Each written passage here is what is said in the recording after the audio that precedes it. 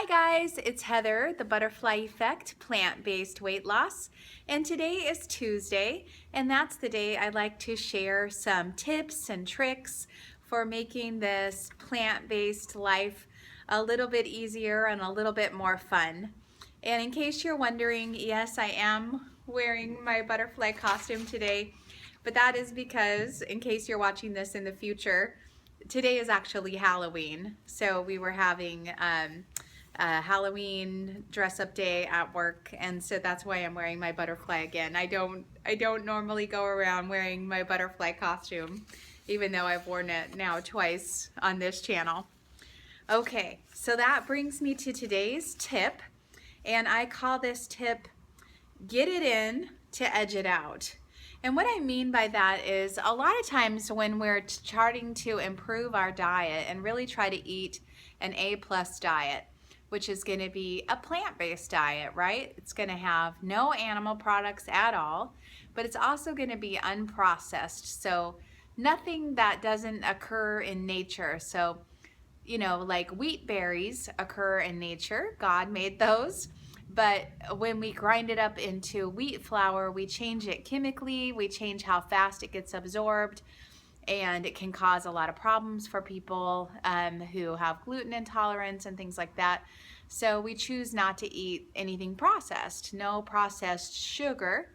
We love fruit, but we don't eat any processed sugar. We don't have any alcohol, and we don't have any oil. And, you know, while olives and coconuts and things appear in nature, oil is not a whole foods product at all. Even olive oil, things like that, it's not natural. They have to use solvents to get the olives to give up their oil, and so you can't make it in your own kitchen, right? So we only eat things that are whole foods, plant-based, unprocessed. So things like beans, brown rice, whole grains, fruits and vegetables, as close to how they came out of the dirt or off the tree as you possibly can. And so when we're trying to do that and we're trying to improve our diets, a lot of times we're focusing on all the things we choose not to have, okay? So we'll be like, oh, I can't have that, it has oil. Or, oh, I can't have that, it has wheat in it, it has a gluten, it has flour, it has sugar. I can't have that, I can't have that, or I choose, you know, I choose not to have that, but still we're focusing on all the things we don't get to have. How about we flip that on its head? Because there's a saying that what you resist persists. So as long as you're focusing on what you can't have, you still have that in mind.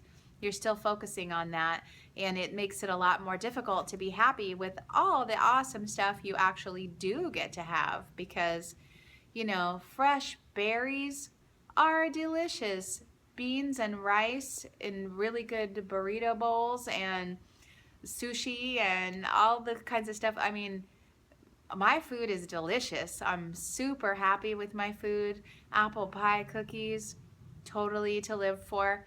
And so focus on what you do get to have. And I like to play a little game that helps me to focus on all the things I do get to have. And then I just don't even worry about what I choose not to have, because honestly, by the time I hit all my targets and I eat all the things that I want to get in because they're good for me, then I don't have any room left in my tummy for the bad stuff or the stuff I'm trying to avoid. You've seen my big salads. Like, after I'm done eating that big salad, I don't really have room for anything that I choose not to eat. So what you do to make this tip work is, first you need some good guidelines. And there's two that I really like that are really practical. One is Dr. Greger's Daily Dozen. And Dr. Greger has the website nutritionfacts.org. If you aren't tuned into that, you really need to get tuned into that. I love his philosophy, which is that he won't take any advertising. And he reads, literally, he and his team read every nutritional study that is published in English for the every year, which is crazy, but that's what they do. And then he gives us the straight, unbiased, unvarnished opinion about what we should be eating. And so what his list is that we should have 3 servings of beans that are at least a half a cup of beans or legumes. You know, could be split peas, could be lentils, you know, all of those count as legumes. We should have a serving of berries every day and 3 servings of other fruits. So it could be more berries, could be other fruits. But I really like Dr. Greger puts a lot of emphasis on variety. So I think about that now, you know, like I'm like, oh, I should have a pear. I should have a nectarine. I should have a kiwi fruit, something a little bit different, okay? You're supposed to have at least 1 serving of a cruciferous vegetable. So that's going to be your kale, your cauliflower, your broccoli, kohlrabi, cabbage, anything like that, or all spinach. That's another cruciferous vegetable. And then 2 more servings of greens, and that could be some of those things I named were greens, like the kale and the spinach. But it could also be like spring greens or butter lettuce or any of the lettuces, red lettuce, could be arugula if you like it. Some people call that rocket. Whatever you like, some other kinds of greens. Turnip greens, mustard greens, beet greens. There's so many greens. They're awesome. Other vegetables. Variety is so good for you. So get all your other vegetables. Flax seeds. 2 tablespoons ground. Flax and chia seeds. Great for lignans. They are anti-cancer and they're anti-cholesterol. And they're really pretty low fat for a seed. So it's a good way to get your seeds in if you're trying to watch your fat. Nuts, both Dr. Greger and Dr. Furman are pro nuts. You can make your own decision as to whether you eat nuts. I do eat 1 Brazil nut a day, and every once in a while I'll have a small amount of walnuts, like a small handful. Spices, like he especially wants you to have turmeric. He especially wants you to have parsley. But every spice turns out to be antioxidant, so you can make your food taste delicious and add a really big punch of antioxidants to it. 3 servings of whole grains. I tend to do quinoa, which is really a seed, not a grain. It's a pseudo grain, or brown rice. Those tend to be my grains that I like. I'm a little bit sensitive to gluten, so I can't have those things.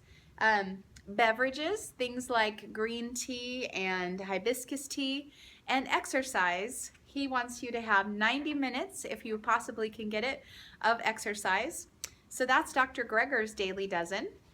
And then an alternative list that you could go by is Dr. Furman has one that is called the Nutritarian Basic Guidelines.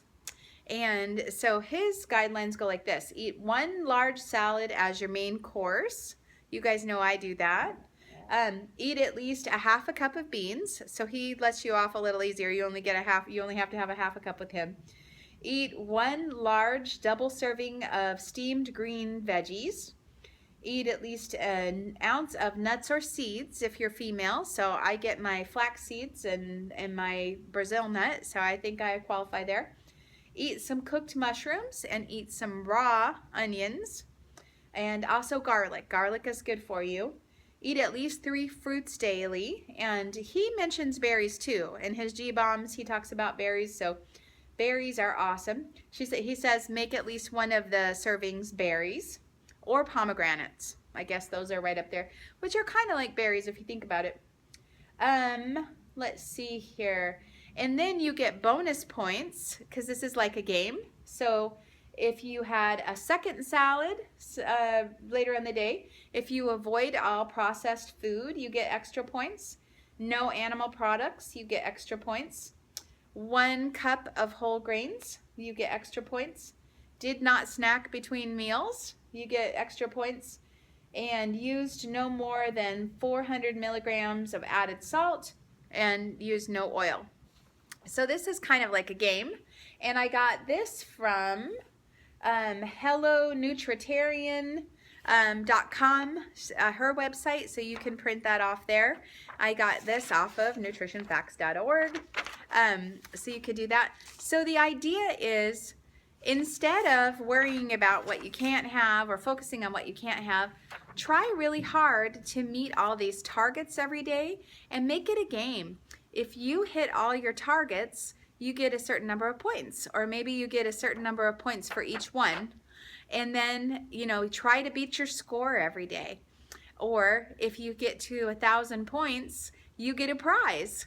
And it can be really motivating. And it's always better to focus on what you want to be doing rather than what you're trying to avoid. So hopefully this will be a fun game that you can play. Try playing it with kids.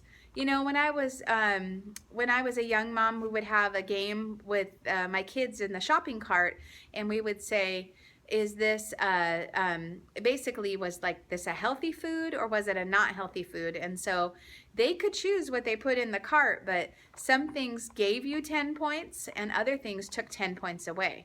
So we would talk about the different foods. We'd say, well, that's cereal. Is it a whole grain cereal? You know, then it could be, maybe we could have 5 points for it because it's a little bit processed. But if it had sugar in it, then we're going to take some points away. So if it's a fruit or a vegetable, automatically 10 points. But if we wanted to have like some goldfish crackers or something, we got to take 10 points away again. And so it was just a great way to talk to kids about what are healthy foods and make it into a kind of a fun game and get them motivated to pick out the healthier things too. And I don't think it's ever too early to start. And it's never too late to start. So go ahead and start today. Download these if you want to. Have a wonderful week, and I'll talk to you soon. Take care.